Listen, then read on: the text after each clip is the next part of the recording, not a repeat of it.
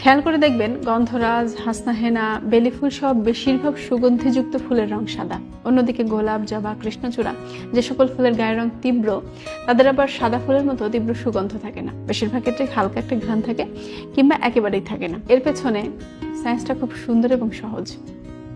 ফুলের পরাগায়ন হয় মূলত পোকামাকড়ের মাধ্যমে, অর্থাৎ কোনো ফুলে যদি পোকাটোকে এসে বসে তাহলে সেই ফুলের পরাগায়ন হবে, না হলে হবে না। সোজা কথায় যেটাকে বলে বংশবৃদ্ধি হবে। আবার এই পোকামাকড়গুলো কিন্তু এমনিতে আসবে না, ফ্রিতে আসবে না, তাদের আকর্ষিত করার জন্য কিছু একটা লাগবে। তখন রঙিন ফুলগুলোকে সেক্ষেত্রে তেমন কোনো কষ্ট করতে হয় না, কিন্তু সাদা ফুলগুলোকে এক্ষেত্রে একটু কষ্ট করতে হয়। এরা একটু পিছিয়ে পড়ে থাকে, কারণ তাদের গায়ের রং সাদা এবং যেহেতু ফুলগুলোর মেকআপ করার কোনো সিস্টেম নাই, সো ফুলগুলো সেজেগুজে সুন্দর হতে পারে না কিংবা লাল নীল বেগুনি হতে পারে না। তাহলে এই সাদা ফুলগুলোর পরাগায়ন কিভাবে হবে?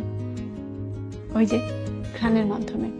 তাদের তীব্র সুগন্ধেই পোকামাকড়গুলোকে তাদের নিজের দিকে টেনে আনতে সাহায্য করে এবং পরাগায়ন হয় এবং বেলি, হাসনাহেনারা টিকে থাকে।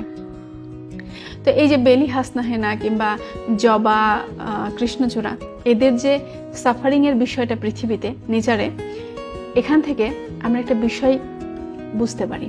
সেটা হচ্ছে সৃষ্টিকর্তা সবাইকে সবকিছু দিয়ে পৃথিবীতে পাঠায় না। সবকিছু